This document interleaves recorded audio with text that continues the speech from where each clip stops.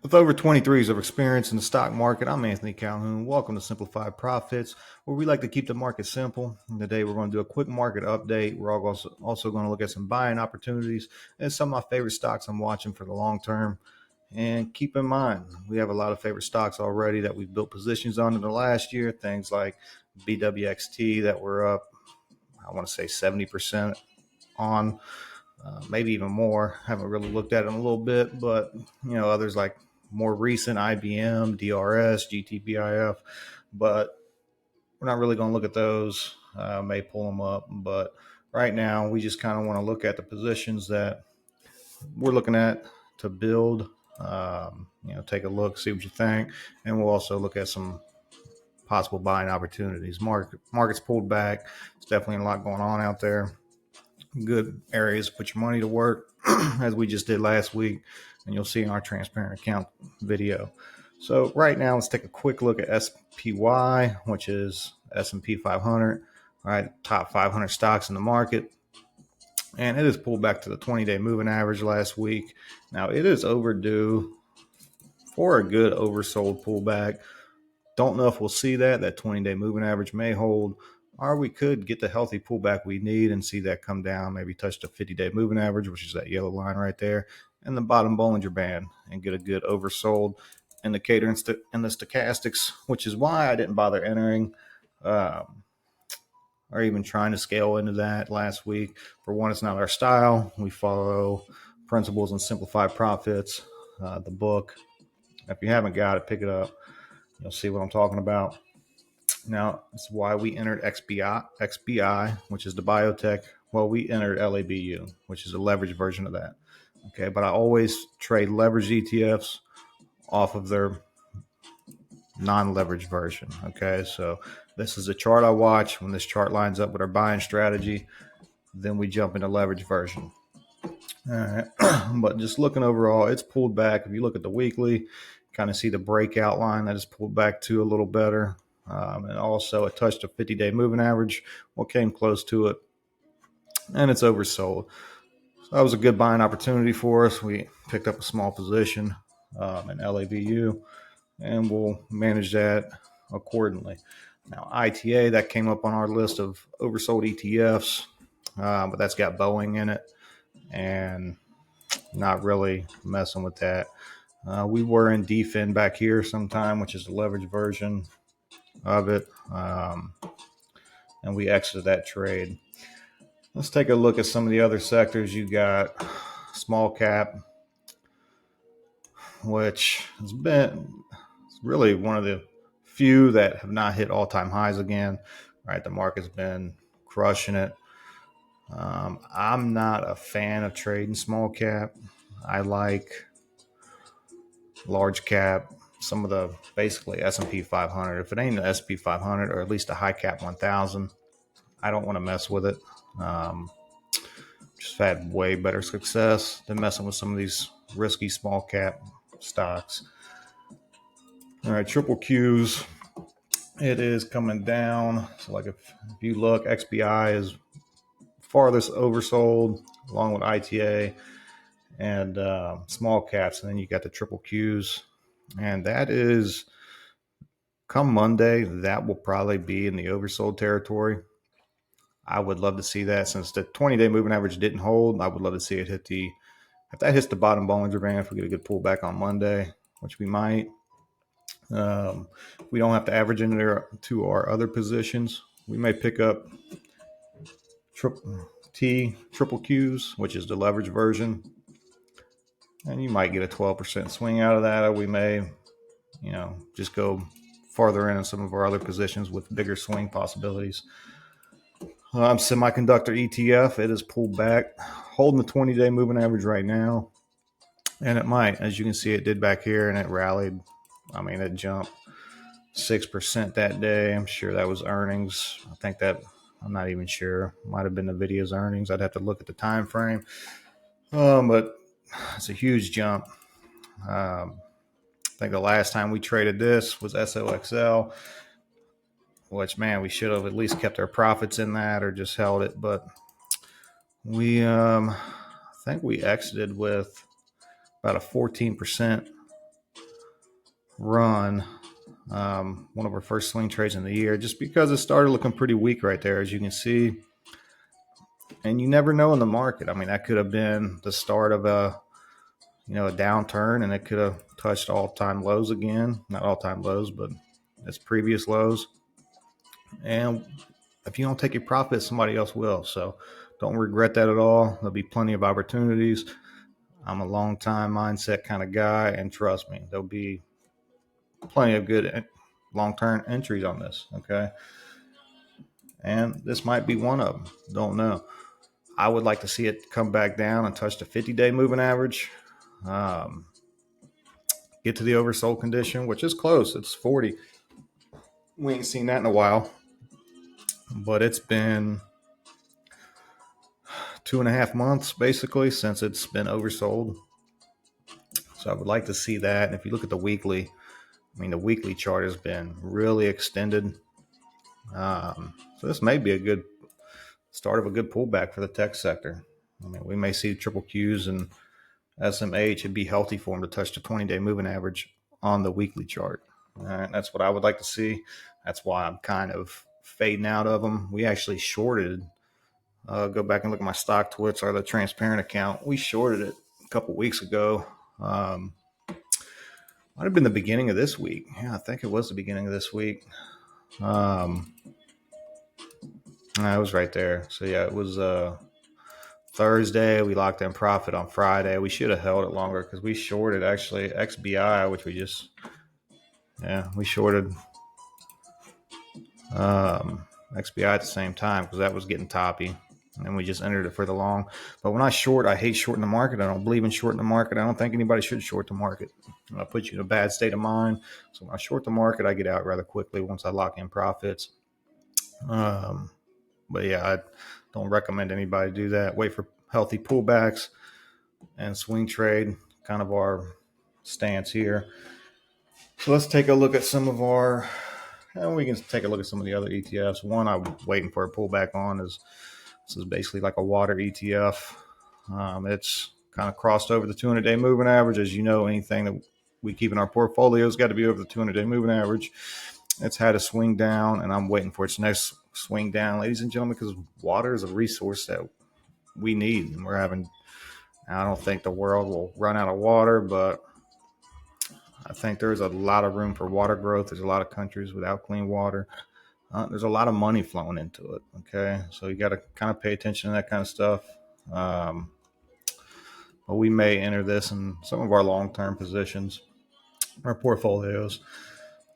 And we got the Dow Jones. The Dow Jones is touching the bottom Bollinger Band. I mean, I would like to see it hit oversold, but this may be something. I would love to see this just trade sideways the entire year. And I would just play that Bollinger Band swing trade over and over and over again. Would be really easy to do with UDOW.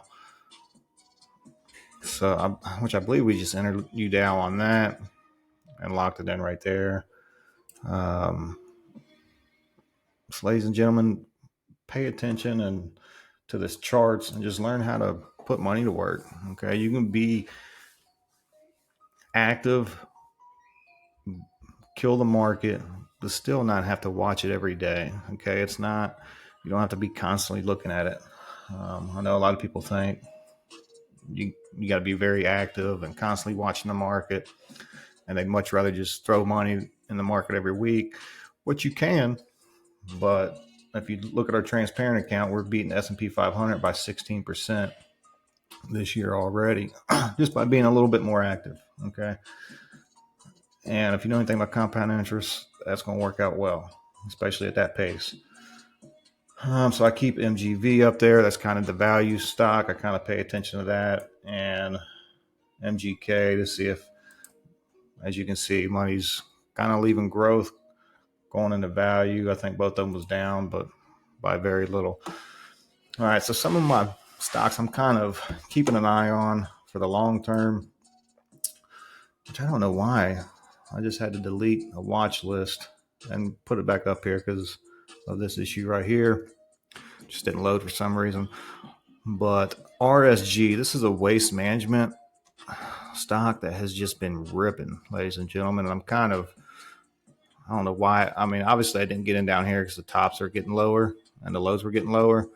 But that 200-day moving average bounce looked like it was a start to just crushing it. So I'm keeping my eye on that. It got close to oversold right there. And I mean, it didn't have much of a pullback at all. I was almost a buyer in some of my long-term accounts, but I entered a few other things instead just because they had a better pullback. Keeping an eye on this just because it started ripping at a breakout, right there. Take a look at it. Obviously, dividend, PE. Do you believe it's a good 10-year hold? These are just some of my favorite bullish stocks in the S&P 500, okay, that I've been watching. I'm hoping that pulls back. Maybe some we enter or not. These will probably not be anything I enter in the transparent account for a swing trade or long-term hold. They will probably be positions I'm adding to my long-term investment accounts. Another waste management.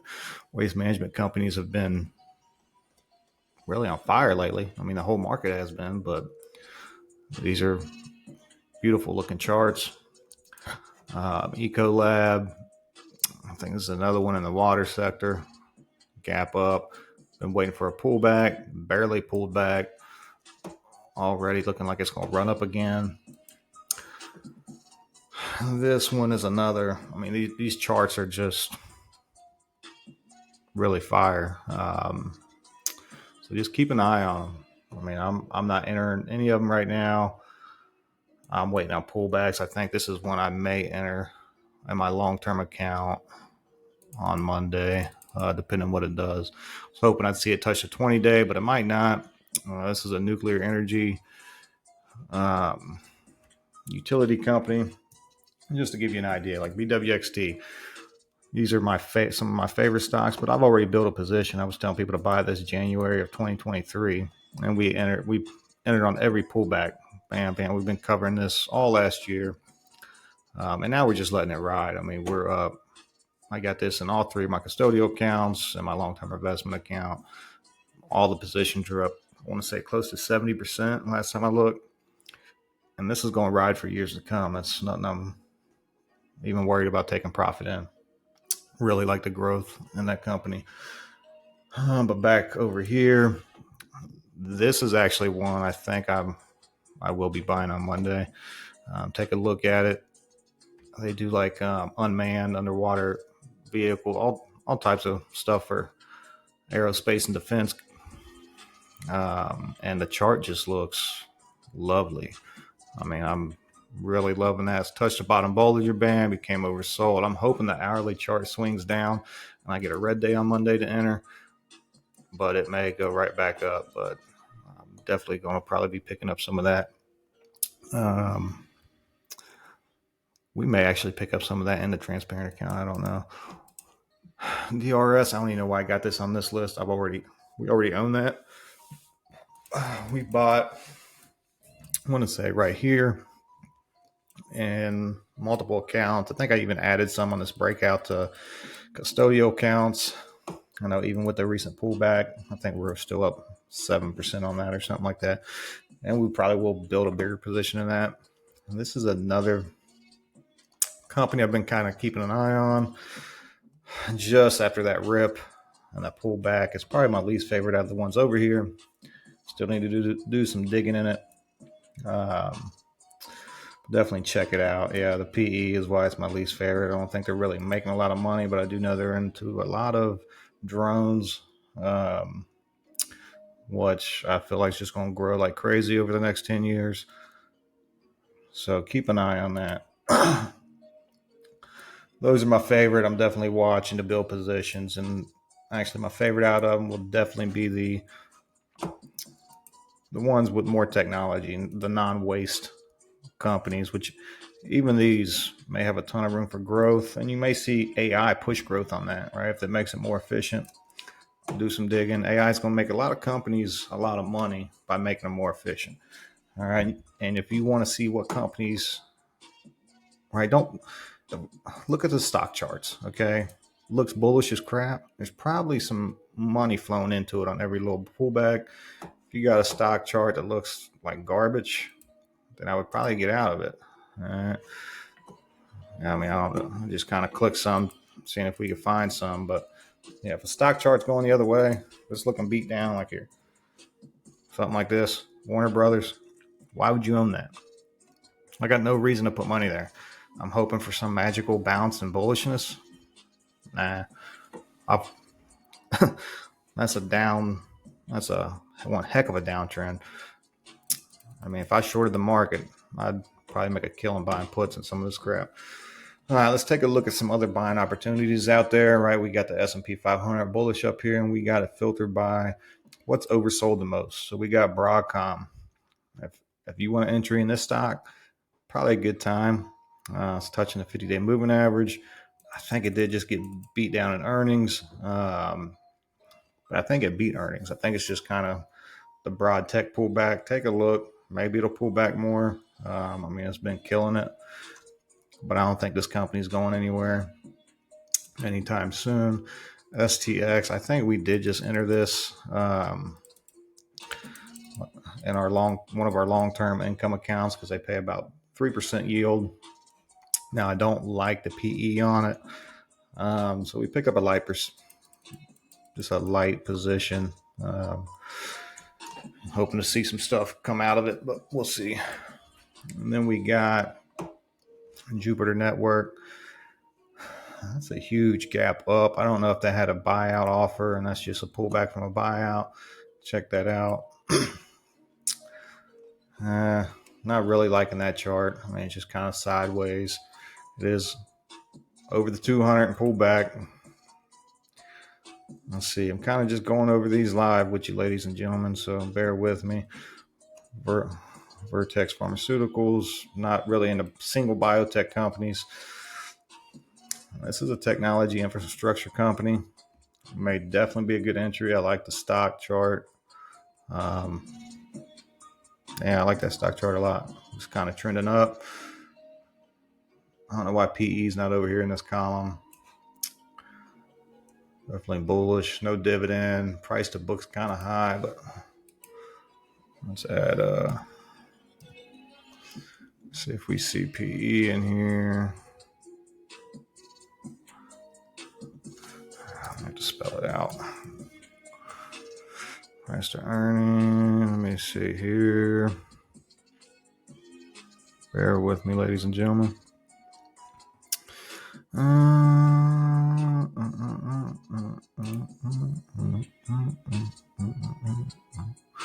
All right, I'm missing something.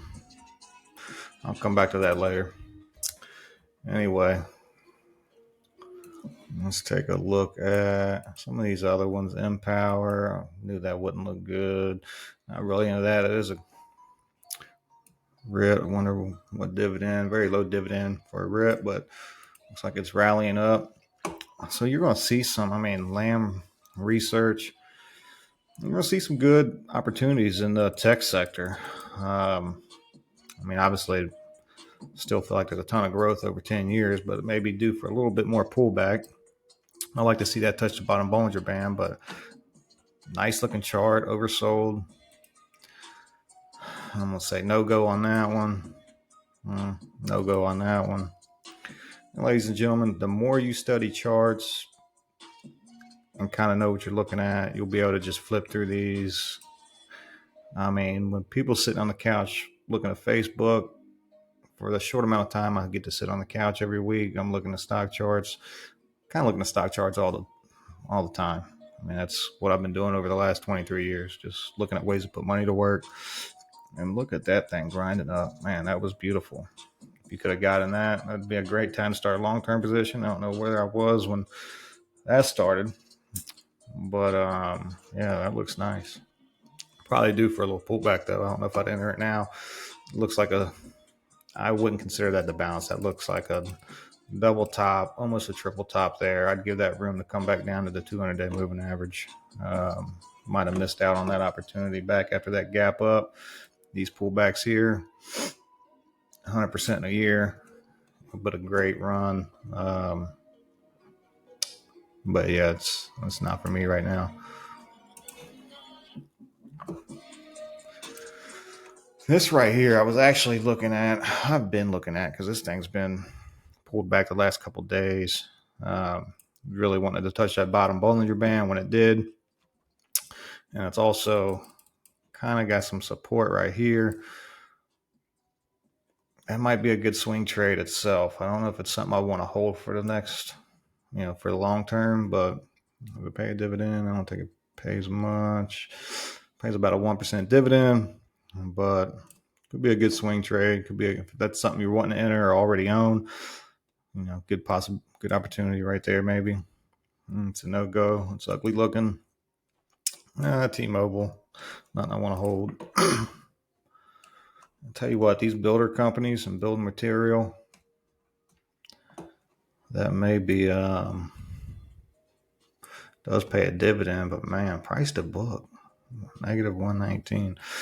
Something's weird with that. But yeah, I'll definitely check that out, ladies and gentlemen. It's a nice looking chart. And we're going to need a lot of housing built, especially with all these illegals coming over. I mean, we're already the housing shortage, and they're talking about building these people housing. It's crazy. Merck, not a fan. No, actually, we added this. We follow StockTwits. We added that roughly right there. I think we picked up more in our long-term accounts. I want to say Friday. That's why you always have cash waiting for the market to pull back, especially when the market's at all-time highs. You should be higher. You should have a decent amount of cash sitting aside for opportunities. I mean, that's not going anywhere as a company. Pays a decent dividend. Railroads always going to be working, moving freight. Yeah, I mean, you could have drama with it though, like unions and all that bull crap.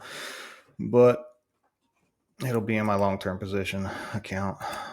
Let's see. EA looks choppy and sideways. Not really a fan. And ladies and gentlemen, so if I just keep going, we have a ton of stocks that are oversold right now. I mean, a ton. This is one I have over here, and I've been going through them. These are my favorite ones I'm waiting for. These are ETFs that are oversold. We're obviously not going to go through all of them, okay? Triple Q's is coming up already oversold. And TQQ, yeah, that's already coming up as oversold. I think because I have marked at 30, just because I want to see them prior to being oversold. We got some ARK Innovation ETF. So we got some ETFs that are oversold. XBI, obviously, 59 of them. These are my favorite list over here, which we only had a few. Let's change this to the S&P 500 and get an exact number. So there's 58 stocks out there. It's oversold right now in the S&P 500. So it wouldn't surprise me to have a little bit more of a pullback in the market. See some more oversold stocks out there. Give you some more opportunities. And that's why we are not in, Quad X or anything like that yet. When I say Quad X, it's probably one of my favorite stocks to trade this year. It is 4 times leverage of the S&P 500. So just keep that in mind when the S&P pulls back. And that's a 3-time version of it. But take a screenshot, ladies and gentlemen. If you do not have TC2000, don't have a good bullish scan oversold setup going for you, take a screenshot. I'm not going to go through all 58 of these. Costco, I love Costco for the long term, but that's just another one that has just ran like crazy lately. Still got some room to pull back, and it might not pull back that much. It may rally back up higher, but it's just not for me. Maybe for you, though. And as you can see, ladies and gentlemen, that's it. So these are some of my favorite charts I'm watching for positions to build. You've seen the buying opportunities out there. You've seen where the market's at. We could definitely get more of a pullback. We're hoping XBI rallies up along with MSOS. Those are the positions we've entered. We entered LABU. And if they pull back, we'll manage them properly. We'll continue to buy more and keep our average down. Tech sector, I don't know if that'll be an entry for me or not. If we get a good pullback on the weekly to the 20-day moving average, which, ladies and gentlemen, no, you don't want to hear that. I mean, that could be another 10 to 15%, depending on how that curves out, how quickly it comes down. But it'd be healthy. I mean, and that would probably put that at the 50-day moving average down here or the bottom Bollinger Band. So, that would entice me to put some money to work there. Otherwise, I'm just keeping an eye on SPY. Seeing if that holds the 20-day. I'd like to see it hit the bottom Bollinger Band, get a good oversold in it. And we probably jump in quad X for a move. Keeping an eye on Dow Jones. I mean, we may go to work in UDOW again. I would like to see this thing, like I said. Ladies and gentlemen, it is beautiful. And that's one thing about simplified profits. It will work in a down market. It'll work in a sideways market. It'll work in an up market. I've studied it for 23 years, ladies and gentlemen. I've tried so many different strategies. It's crazy. But, this is what works best and more consistently, for me anyway, to beat the market. Okay. The simple list of rules in it has to do with the 200-day moving average, has to do with bullish charts, has to do with being oversold. Pick up the book, check it out. But in a sideways market, if the Dow Jones or any of these ETFs just trade sideways, bouncing back and forth off the Bollinger Band, oh my goodness. You could just go to work on these leverage ETFs and clean house. That's some of the best time, especially for swing traders, ladies and gentlemen. So that's it. Hope you're making money out there. I'm out.